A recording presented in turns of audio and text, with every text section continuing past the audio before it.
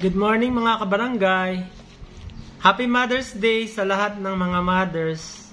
Alam nyo, naisip ko kung bakit kailangan mag-celebrate ng Mother's Day tuwing ikalawang linggo ng Mayo. Habang nanonood ako ng swimming lesson ng yung isa kong apo, kasi yung isa ang kanyang pinag-aaralan naman ngayong summer ay piano, kaya binilan siya ng bagong keyboard. Ngayon, na-realize ko, kasi nakita ko yung mga mother na dala-dala yung kanilang anak sa swimming lesson, na bagamat merong mga kasamang mga yaya, pero yung mga mother talaga ang personal na nag-aasikaso sa mga bata.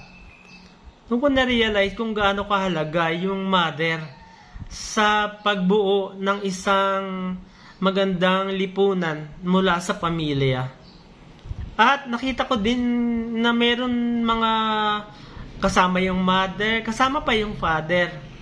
So, kaya nga may Father's Day din tuwing ika-3 linggo naman ng Hunyo. Doon ko lalo na-realize na sa pagbuo ng isang magandang lipunan ay kailangan yung mother at saka ng father na nagtutulungan sa pagtataguyod ng kanilang mga anak. Kasi kung mapapansin natin sa mga kwento ng mga nagiging successful sa iba't ibang larangan, maging sa sports, sa entertainment, sa politics, at sa iba pa, ay gabay ang kanilang mga magulang. Bihira lamang ang mga bata na nagiging successful, na nagsisikap sa sarili. Pero meron, pero bihira lang ang sabi ko. At yung iba, nagiging successful kapag merong tumutulong sa kanila, umaampon kumbaga.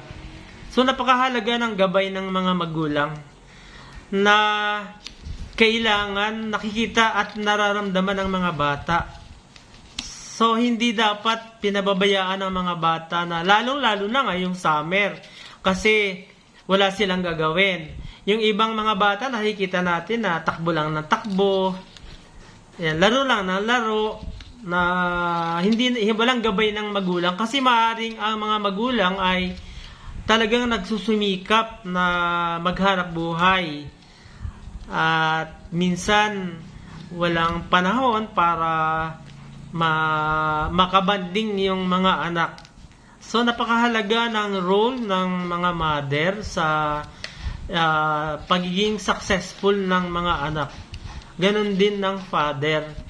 So sa ating lipunan ay napakahalaga ng pamilya. Meron din mga nagiging matagumpay na mga bata na sa gabay lamang ng isang parent. Kaya tawag ay single parent, pwedeng single mom or single dad. Isa lamang itong swimming lesson sa mga bagay na pwedeng pagkaabalahan ng mga bata.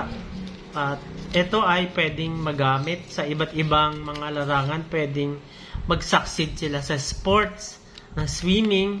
Pwede rin naman nila magamit sa iba't ibang mga paraan, pampersonal, o kaya pagdating ng mga calamities, pwede silang makapag-rescue ng mga nalulunod sa baha. So napakahalaga na matuto sila at sa gabay din ng mga magulang. Kaya dun sa mga magulang na talagang nagsusumikap para gabayan ng mga bata, congratulations sa inyo. Mabuhay kayo at pagpalain kayo ng puong may kapal. Thank you for watching mga kabarangay. Kung hindi pa po kayo nakapag-subscribe sa Altoveros TV, please subscribe. Huwag kalimutan i-click ang notification bell. Pwede mag-like, mag-comment, pwede na mag-share. Thank you and God bless everyone.